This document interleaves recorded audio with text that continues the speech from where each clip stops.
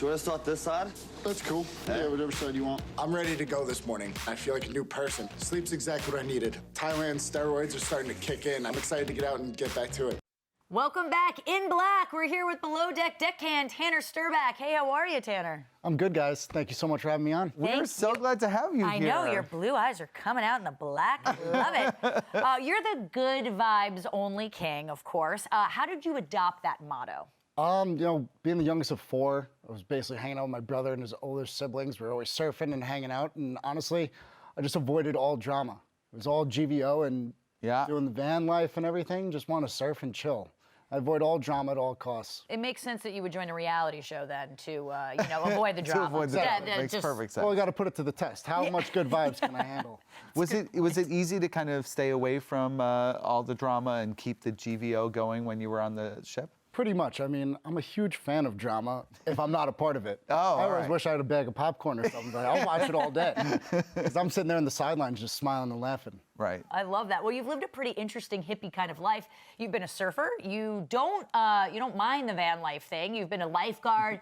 Am I missing anything? Was it hard to transition into working on a mega yacht in Thailand after, being in a van and stuff like that? It seems a little different. A little bit. You would think so, but I've been in the yachting industry for a couple of years, and that's what got me into the van life. I finally had enough money in my bank account, more than I thought was actually possible. I'm like, sweet, all right, let's live in a van.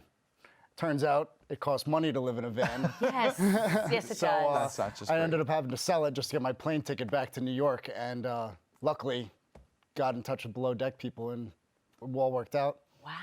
Well, you had a rough time in the beginning of Below Deck. We've seen you a lot this season feeling sick, not feeling your best. How'd you kind of pull through that?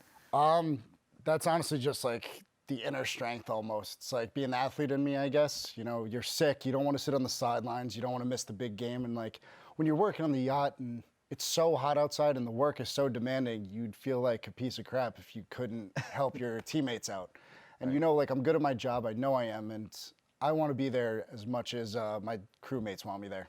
I like that. That's a good mentality. Yeah, I mean, to you were have. even like, don't even give me the tip at the end because you were sick that whole time. Yeah, if I'm not a part of it, I don't deserve it. They worked their asses off trying to cover my slack, so absolutely, they earned it. And I'm just appreciative that they gave me some love. I thought that was You have to be the first person I say to not want the tip, right? Like, I feel like people are purposely getting sick and get the tip anyway, so I'm very impressed with you. Do you think you'll continue working on these, luxury charters? I mean, it's one of the best jobs, if not the best job in the world. We're getting paid to go to these beautiful places in the world, and we're living amongst the top 1% of people. It's really interesting seeing how they live, and, we get, the little trickle-down effect. We finally get some time off, and we get to explore and have some fun for ourselves. Is there anything that surprised you about how they live, or something that you thought that they would be a certain way that they aren't? Not really. You kind of see how small of a bubble that they live in. They forget about the natural problems everyone else will have and stuff. Everything's done for them.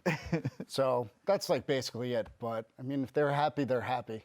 If only. What I would give. That's all that matters. All right, let's get into the going on this season of Below Deck. You seem to have a secret, or a rather not so secret admirer. Let's watch. I'm sad that Tanner's not coming out tonight because he is so hot. Tanner's totally my type. No. I promise you. It was like, I just have to focus about breathing when he's around. It just makes you I can't. Makes you flustered. Well, in the mid-season trailer, we see you give Simone a little smooch, but at this point in the season, did you know she had such a crush on you? It was talked about a little bit. Abby was kind of the inside scoop a little bit. She was inside trail. She whispered it, hinted it a couple of times, but I mean, I never played on it as much as I should have. Right. So I thought it was, just a simple crush and everything, but watching the episodes, it's like, damn, all right. She was really She had some feelings, Still clinging, okay. Yeah, well, what can we expect? We saw at the top of the show that you may go below deck, if you will. Oh, I'm proud of you for that one, Dave. Absolutely. Things start to heat up a little bit. You think it's hot in Thailand enough, but inside the boat, it gets a little bit hotter. Interesting. All right. Well, on last week's episode, you guys had to do a charter. With one deckhand down, while Captain Lee looks for a replacement for Abby. Were you shocked that Abby quit? Not really. I'm really close with Abby. Her and I became really good friends. We were always working together and stuff, and we were having the conversations. It was usually always Ash and Brian working with each other, and I'd be working with Abby. So she would tell me if she was unhappy and stuff. She's very transparent. She would say how she was feeling, but she was a whirlwind of emotions. I mean, she's coming out with a text message engagement, which is great for her. You know, if it works out, it works out. No, yes. Were you surprised We're happy by if you're that? happy. They're married now, right? Yeah, they're living their happiest life. I'm still friends with Abby right now. That's awesome. You know, if it works out, so many people are so judgmental on stuff. It's like, oh, would it work? But we're in the day and age. You ask people out on Tinder and everything. That'd be a text message. Why not ask someone to marry you? Right. You can meet people on a video game site now. Why is texting Exactly. so weird? Yeah. We're very pro-love here at Reality Check. We love are. love. Well, you're going to get your big replacement soon. I think tonight's episode, right? Yeah, it's a So good let's take a episode. look at this preview. Surprise! How you doing? I'm back, bitches. Pleasantly surprised, are you? I'm not ready for this. Shut the up. Who the are you? I'm not gonna allow her to rock the boat with this happy family we have. Ooh, Riley is back. Back, baby. Now, this is your first time working with her, though Kate and Ashton have worked with her in the past, and they have some experience with her. What was your first impression? Going back to when Ash tells Brian and I when we have a new deckhand coming on and we find out it's a female deckhand, and he's a little reluctant by it.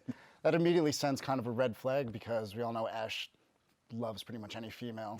Yeah, that's true. You know, nothing against him, it's just the way it is. No, he's an But equal him opportunity being so lover. reluctant is a huge sign where it's like, all right, trouble's a brewing. Had you seen her season of Below Deck? Had you watched her on the show? A couple episodes, yeah. Once I was in the mix of like trying to get on and everything like that, I watched her episodes and I'm like, ooh, that's going to be a little tough. You were aware. Yeah, do you think she's a good addition to the deck crew? You know, yeah, of course. She brings it, because I mean, replacing Abby, I'll take Abby's personality and her sense of humor over a lot of things because I truly believe that out on deck that Brian and Ash and I could crush that boat. So, I mean, bringing someone else on that can help us out in any way is always a positive. He spun that really well, He knowing did. He somebody was like- he doesn't like drama. That's true. She's only drama. Smiled. He gets away with the eyes. It's the eyes that that's, yes. He can do it for Yeah. sure. What can we expect from the rest of the season? A lot of fireworks. Ooh. Yeah, some good stuff goes on. A couple like might need some boxing gloves here and there. Ooh. Little referees in the corner. Interesting. But, Dude, we should have chartered this We should have chartered it. I season. would definitely do Yeah, it. Would things heat up. Would you come back and do the show again? I would love to. All right. Yeah, in a split second. I would love to be asked to do it. And yeah, I mean, going somewhere beautiful and just being there is something so special. I'll And do it in a working with heartbeat. Captain Lee is Oh, like God. a dream. Yeah, absolutely. He's the stud of the sea. You know? He's the stud of the sea, although I feel like you're going to take that title soon Yeah. enough. You Soon snatch it from enough. him.